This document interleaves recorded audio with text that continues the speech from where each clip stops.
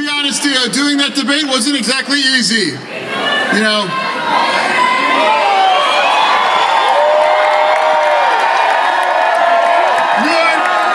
knew it wasn't going to be easy after, having a stroke after 5 months.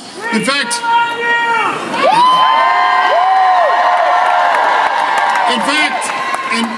I don't think that's ever been done before in American political history before, actually.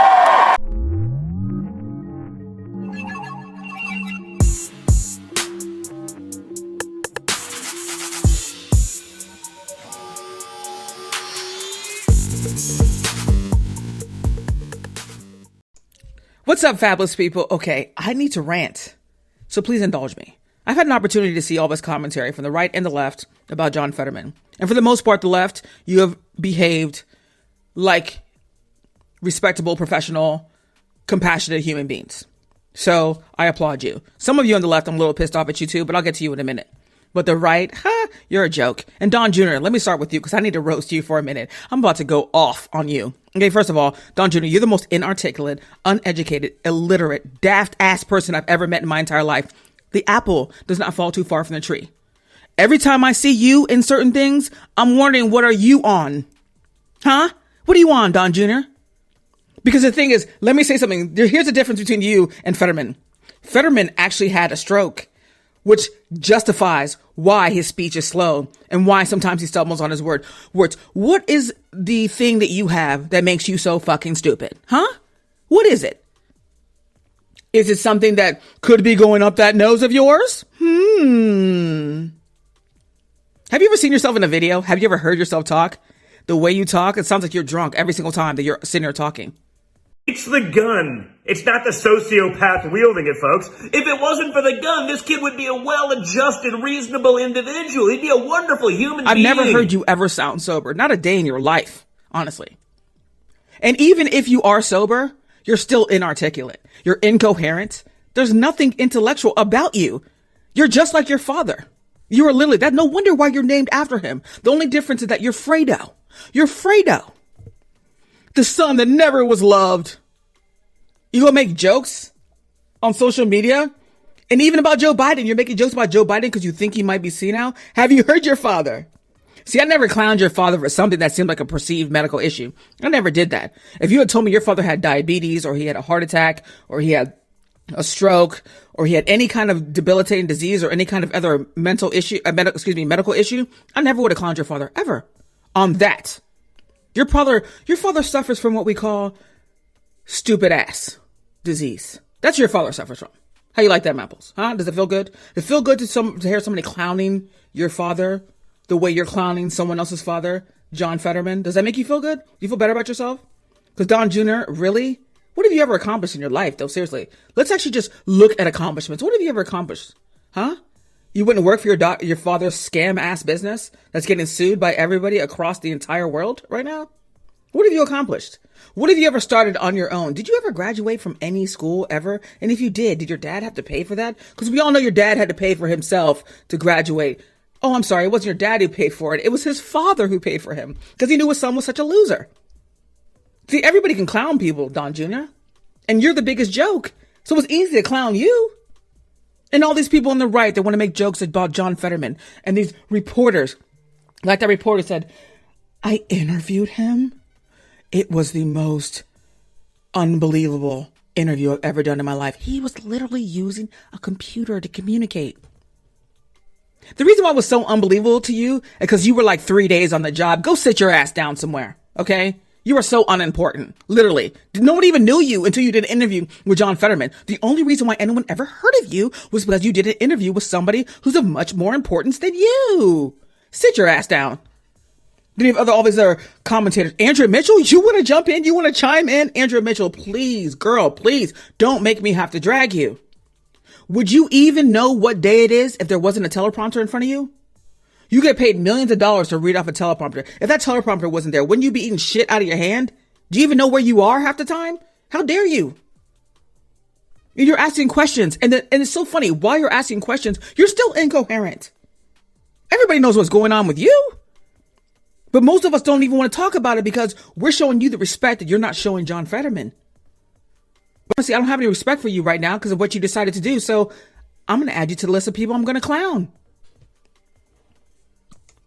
And some of you left-wing commentators, you really piss me off sometimes. Some of you guys are such a joke. Some of you, honestly, are you really left-wing? Because some of the commentary, I'm telling you, it is quite interesting, to say the least.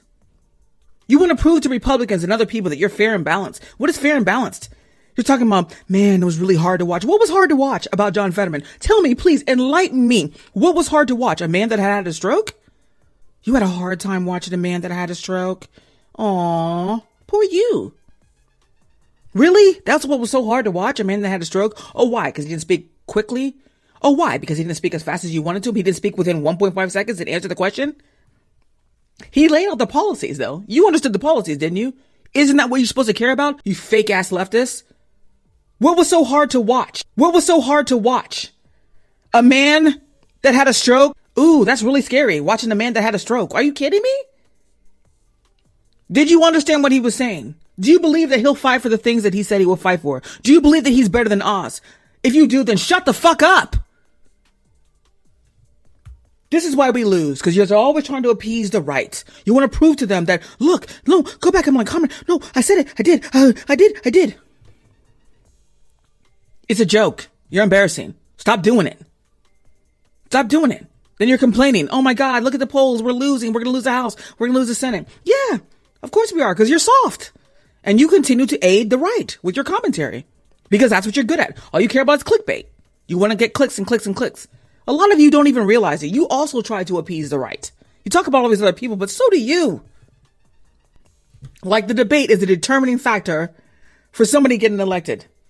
Like the debate, what he said. And when you guys talk about the debate was bad, what does that mean exactly? What was bad about it?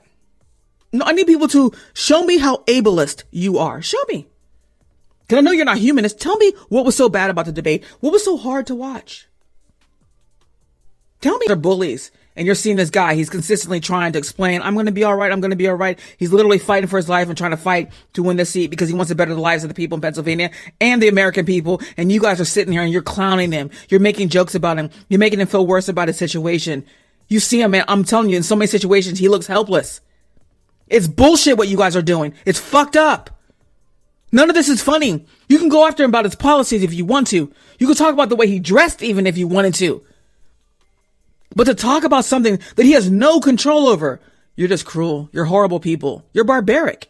You're undeserving of anyone's real attention. You need attention. Isn't that what you need, Don Jr.? And you fake ass leftists and you fake ass reporters that are always looking for attention. Isn't that what you need? Isn't that what you're talking about? How hard it was to watch this debate? Oh my God, I had to watch somebody who had a stroke. I'm so privileged. You reporters, unbelievable. It's embarrassing. None of you are journalists. You're getting paid all this money to do what? Read off a teleprompter? Anybody can do what you do. You're not special. There's nothing special about you. And for some reason, you get all this adulation in the United States, even though all of you guys work for propaganda machines. So what's so special about you? You want to talk about John Fetterman? Why don't you talk about the fact that you guys helped enable a man, a crazy man, to run this country into the ground? You gave him over $1 billion worth of coverage. CBS, what'd you say? Oh, he may not be good for the United States, but he's good for CBS. All you want are salacious headlines because you're propaganda machines. The mainstream media is one of the most dangerous entities in the world. And I'll talk about that in another show because this is really about John Fetterman. But I just want to say to all of you people that are willing to go along with this and say some of the most atrocious things about a human being that's suffering through a medical crisis, but still fighting to make sure that he can get the job to help you and help me and help everybody else in this country. You guys, there's someone named Karma and she's a bitch. So keep on cracking the jokes because you're not even funny. None of you are comedians. You get a bunch of lowlifes to like your tweets. The same lowlifes who be like, oh my God, I woke up today. Yeah, I don't have anywhere to sleep. I don't have any food. I don't have any electricity. I don't have any gas. I slept on a concrete floor, but at least I get to wake up and own the libs. Oh, I love my life. I just wake up and own the libs. You're such dorks. Your whole life is to own the libs. Wow, what an accomplishment. You're so accomplished. Owning the libs, but you have nothing else going on for you. Vote for Republicans that take everything else that you have left away from you. You're so smart. You're so smart. You're so much smarter than Fetterman. You do stupid things every day that creates more hardship on you You continue to vote for people who create more hardship on you. You continue to support people who create more hardship on you. You go and create jokes with people who have far more money than you do, taking advantage of you and exploiting you, only to own the libs, but you have nothing else going for you, but you're smarter than John Fetterman. Man, have several seats. I want to crack on you. You're the joke. Not John Fetterman, who has a medical issue that he couldn't control. Your shit is self-inflicted. You chose this lifestyle. Don't talk about John Fetterman. Talk about yourself. Let's talk about you guys. Let's have conversations about you failures in life. All of you failures. You want to be important people. You have nothing else going for you. So all you do all day is own the lib. Congratulations. What a job. John Fetterman deserves to be the senator of Pennsylvania. He does. His policies are far better than this snake oil salesman that's going to sell you like bean juice. He's like, I've got some bean juice. And people are like, he's like, okay, today I'm going to sell you some magic beans. And then from there, you'll be able to get 5 eyeballs. And people are like, oh my God, I got 5 eyeballs? I'll be able to see 5 times better.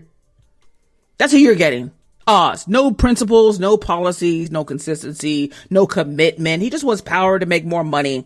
And you guys are the chumps. That's why all these corporatist Republicans, corporatist MAGA people are promoting them. Because you know why? They're all in this together, but you're not part of the club. You're on the outside looking in, cracking jokes. You're making fun of a man who's far more successful than you, like John Fetterman. You're making fun of him and look at your pathetic life. Please stop talking about John Fetterman. John Fetterman you'll be stupid and MAGA the rest of your life. How pathetic is your life? Stop talking about John Fetterman. And Democrats, if you're in Pennsylvania, make sure you go vote for John Fetterman. Independents, go vote for John Fetterman. Republicans, go vote for John Fetterman. MAGA? Yeah. Go own the libs.